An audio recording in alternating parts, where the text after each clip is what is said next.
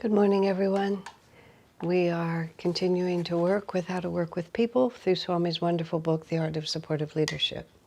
Yesterday I was talking to you about trying to break 10,000 subscribers on YouTube, and now we are up to 9,900. So we were at 9,890 when I mentioned it to you yesterday. So we've gained 11. It's just a game. It doesn't really mean that much, but it's fun. So let's pray together. Heavenly Father, Divine Mother, friend, beloved God, Jesus Christ, Babaji Krishna, Lahiri Mahashaya, Swami Sri Yukteswar, beloved Master Paramhansa Yogananda, saints of all religions, dear friend and guide Swami Kriyananda, humbly we bow to you all. Help us to be guided by the light within us. When the two sides of our nature, the shadow and the light, challenge one another for supremacy in our consciousness, fill us with your grace so the light within us will become strong and the shadow will flee. We are your children. Guide us and bless us in everything we do. Om. Peace. Amen. So we are on chapter 10, which is called Giving Support, and we'll continue. Leadership means strengthening the work of which one is the head, not weakening it. And this can only mean encouraging strength, not weakness, in one's subordinates. The wise leader knows that on the strength of his supporters depends the full effectiveness of almost everything he can hope to accomplish as a leader. Now, I'm in the unique position, which is less common these days when people move around a lot, that I came to Ananda in 1971 and I've never left. I've been 50 years in the same entity with many of the same companions. And I've really I've really been able to witness superb leadership and how these principles really do manifest themselves. I remember in the very early years of Ananda, would be the 70s especially, and into the 80s, but especially that first decade, Swamiji would just move us around from job to job, some of us more than others. I was moved around a great deal. But one of the things he commented on was, he said, many of you will be leaders of communities of your own in the future. He said, and you'll need to understand how a community works from all aspects. It won't serve you to become extremely good in just one aspect of community development. You need to see the whole flow.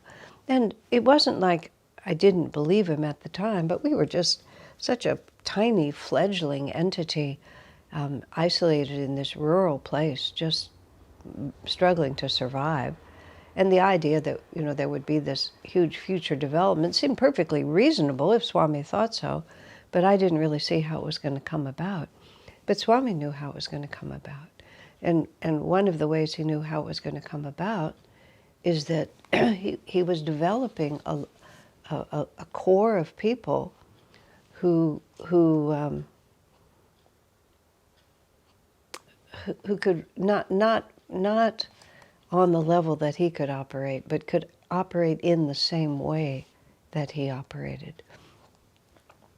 And Swami's priority all the way through was always to develop people.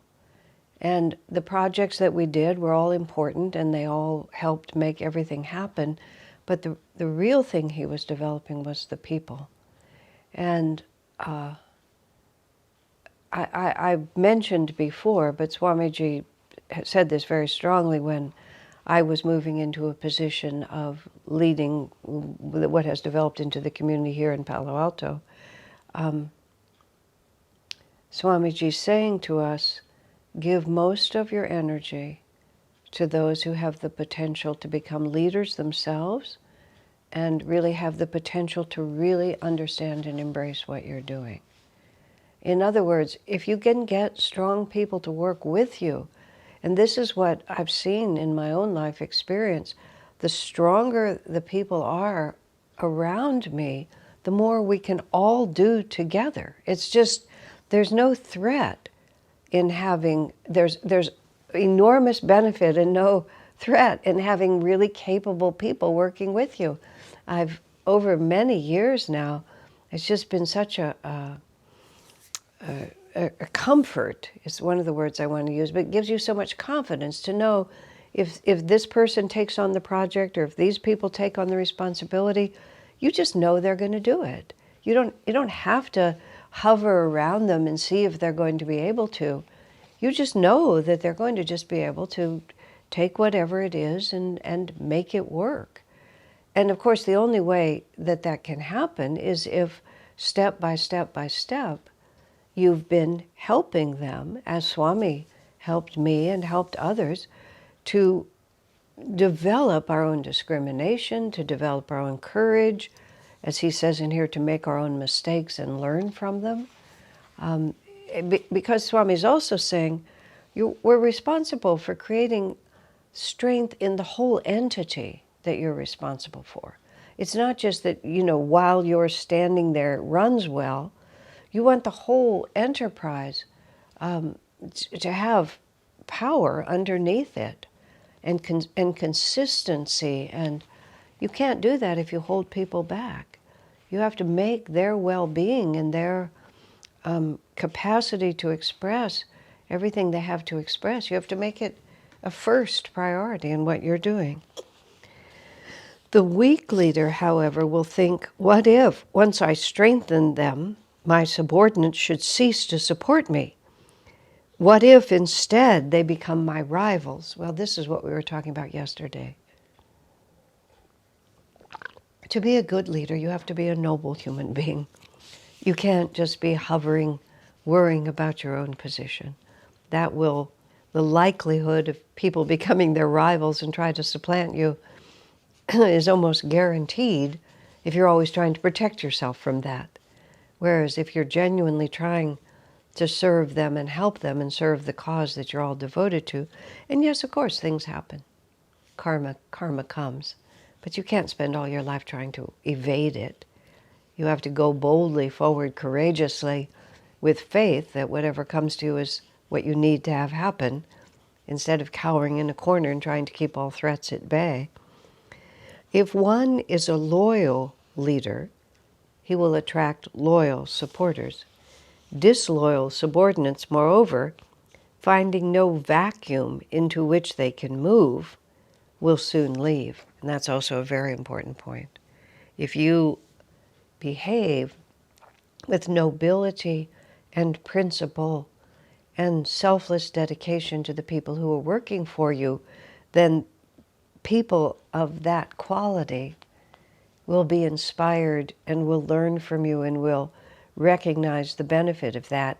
If you have been protecting yourself and sacrificing your subordinates to your own ambition, there will be a quality in your entity, Swami calls it a vacuum, into which disloyal subordinates can move.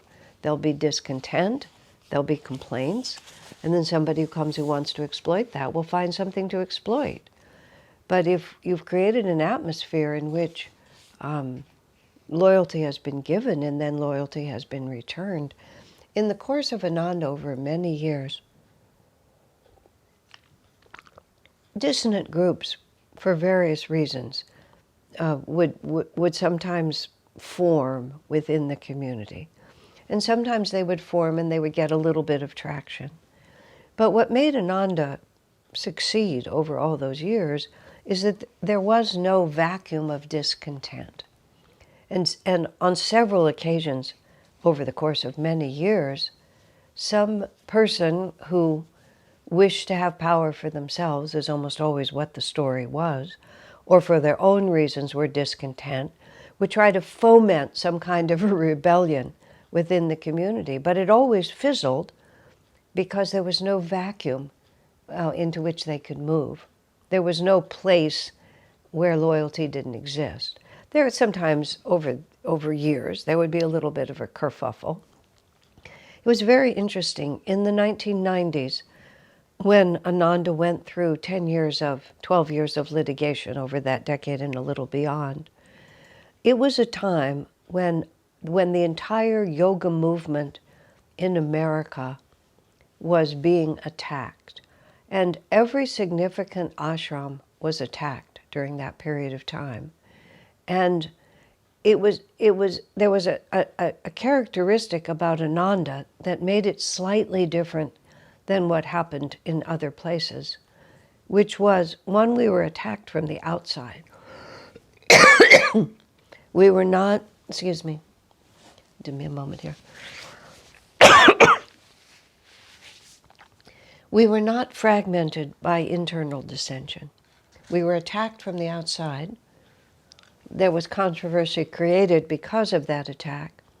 But basically, the core of Ananda remained extremely strong and loyal and faithful to what we were doing. So we emerged intact from all of that. We just came out of it. And I realized that because Swamiji, over all his years of leadership, he was always loyal to us. He was faithful to our best interests.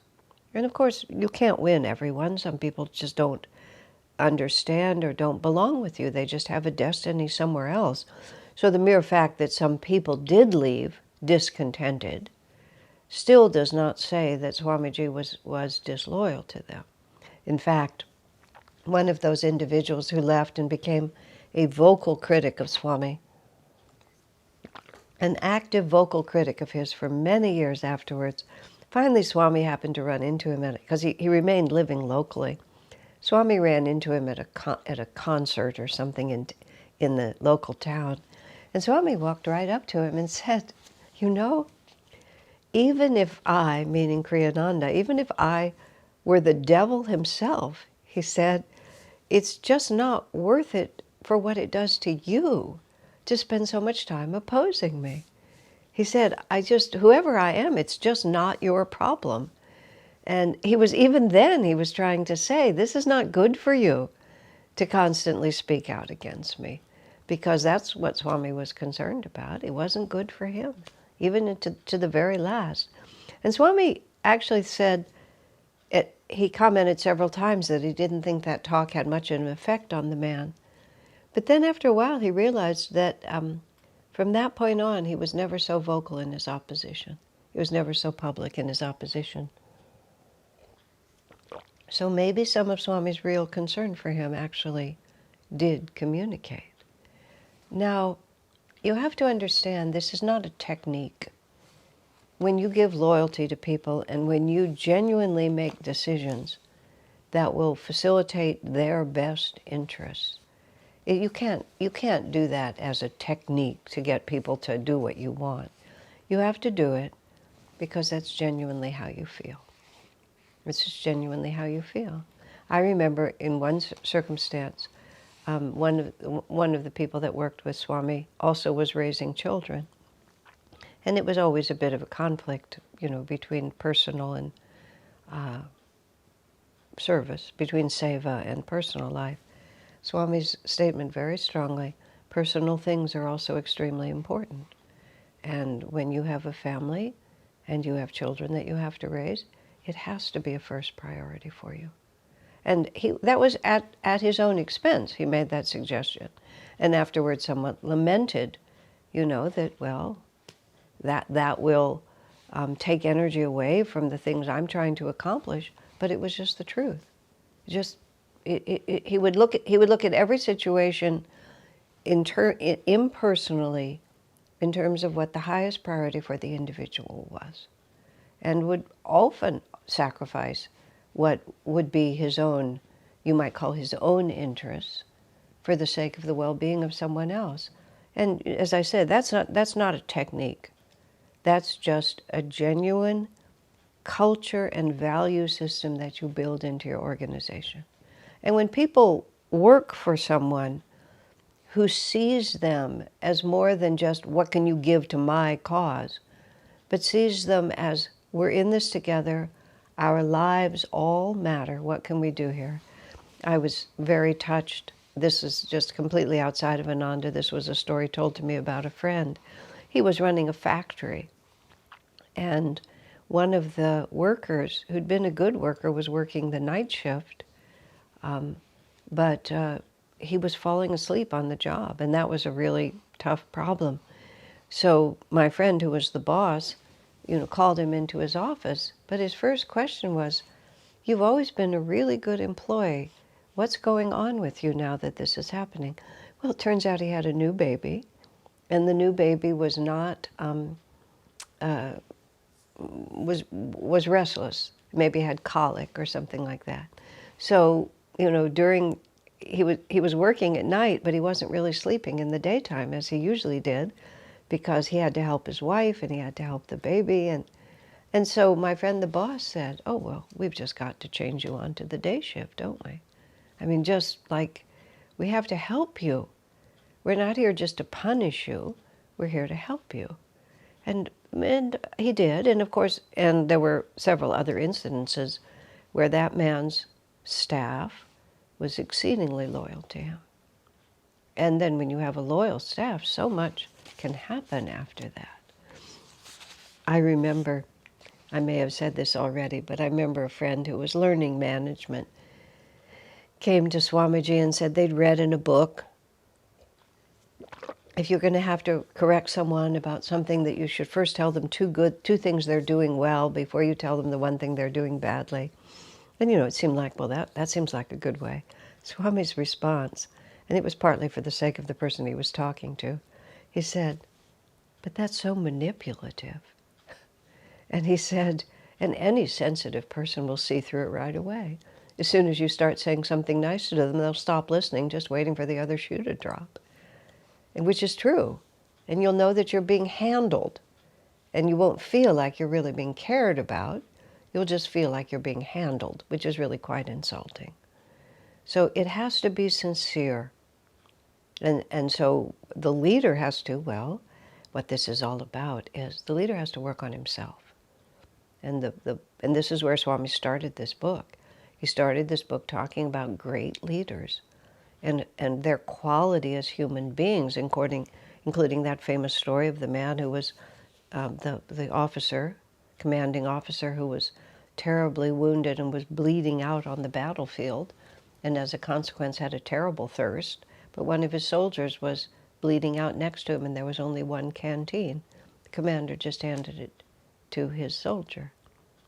And it was just like he didn't have to try to do that, he just did that, because he'd spent a lifetime feeling that he was the servant of those who were so-called subordinates.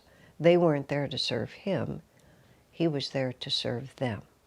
I am privileged to be in the position where I can help so many people, so let me help them. Now, you don't help them by allowing them to do bad work. You don't help them by allowing them to be lazy or to be disrespectful or anything like that. You help them by setting a high standard and then helping them to rise to it. You serve their best interest, their true best interest, which, as Swami's explaining here, is also going to be the best interest of everything you're trying to accomplish. So, a good leader indeed will not only develop strong supporters, but will encourage them to develop their own qualities of leadership. He will encourage them also to develop their creativity, for he will realize that by delegating authority to others, he will only increase his own powers of accomplishment. If you have 5 creative, capable, responsible leaders in your group, just think how much you can extend your reach. You continue to work with them, but as Swami said, you give most of your energy to those who have the capacity to take responsibility and be good leaders themselves. because as you build them, then you increase your own powers of accomplishment, because through them, then they can reach. You have 5 pockets now of dynamic leadership instead of just one in yourself. Self-evidently, everything will work better. To win the support of others, one must first give them support. I knew a man who had been newly placed in charge of a particular department in an organization.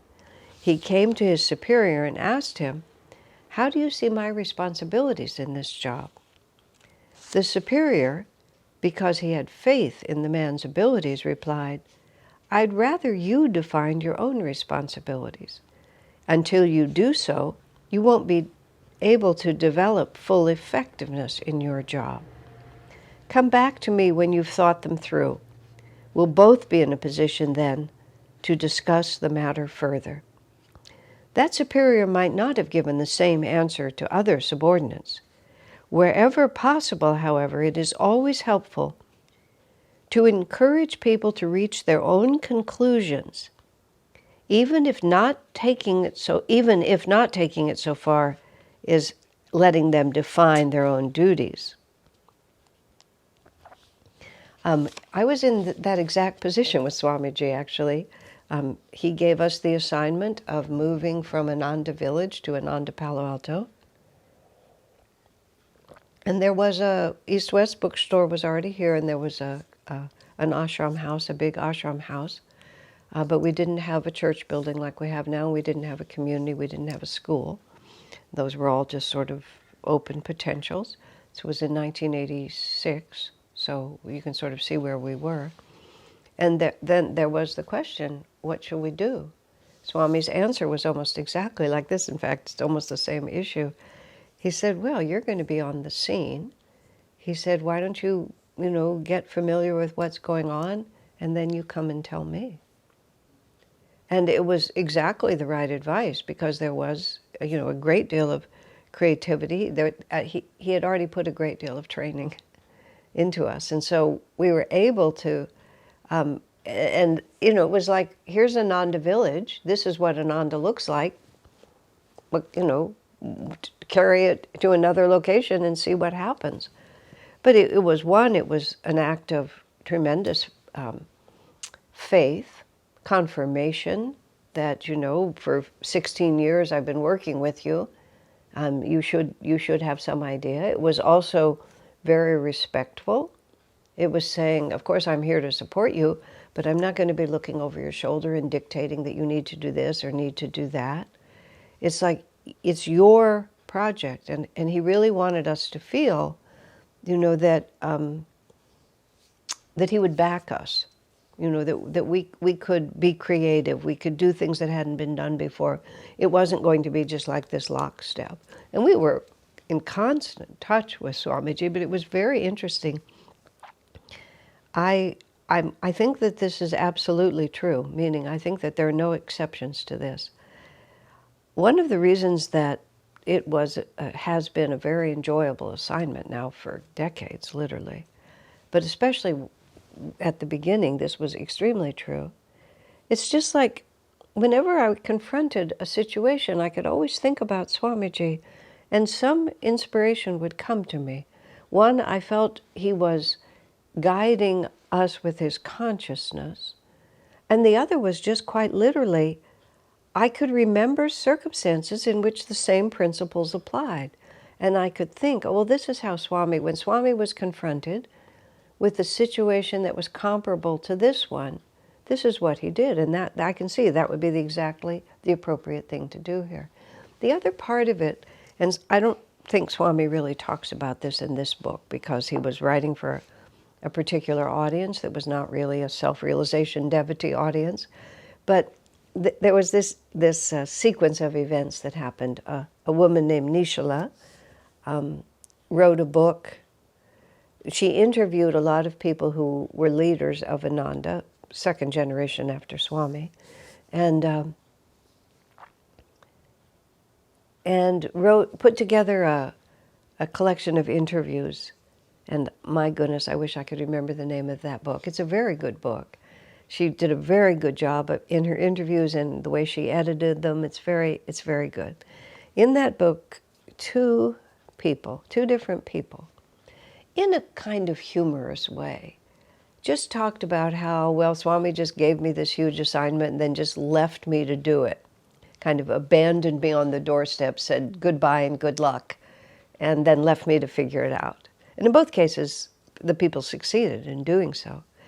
When Swami read the book, he read both of those statements, which were just tossed off. They weren't deeply thoughtful. They were said more as a joke. Swami called each of them up and said, I never left you on your own. He said, my consciousness was always with you. And in discussion of leadership, Swamiji has said very strongly, you must project your consciousness, outward and into the people who are working with you. And Swamiji talked about how he said that's how Master did it. He said you would think, he said when Master put him in charge of the monks in 1950 at SRF, the monks had never really been organized in all the 30 years Master had been there. He put Swamiji in charge of it, and Swamiji said, you would have thought that Master would have sat down and said, this is what I would like, this is how I want it done, do it this way. Swami said there was almost none of that. Master just left him to do it as it felt right for him to do. And Swami said, put it this way, if Master had given me any specific instruction, I would have moved heaven and earth to do it exactly as he told me to. In other words, I would have taken it from the outside and tried to do it. He said what Master did, Swami said he realized, is that Master inspired Swami from the inside. And so he said once in a while Master would correct him in some small way. If he felt Swami was heading in the wrong direction, he would correct this or correct that. Maybe you want to think of it like this. But mostly he got very little instruction from Master. But he felt that his ideas were coming to him because of Master's presence within him. And that's what I felt looking back. And that's how Swami said, then Swami wrote, he said the way he works is for those who want to be in tune with him. And he doesn't impose this, but if you're trying to work in harmony with the way Swami does things, he said he would project his consciousness to us, and he would project ideas to us about how we might move forward. And if those ideas resonated with our own sense of things, then we would receive them, and then we would creatively develop them from our own inspiration. And in the years, especially the early years, but actually all the way through, but it was very dramatic to me at the beginning, just somehow we just always knew what to do. And only later when Swami articulated it like this, well, actually that's not true. At a certain point, I just became very much aware that I was just being a conduit for his energy, that my ideas were not really my ideas. I was just being a conduit for this flow of inspiration and energy. But it also, the parts of it, I don't know what I didn't receive, because everything I received matched my own vibration, and then I began to develop.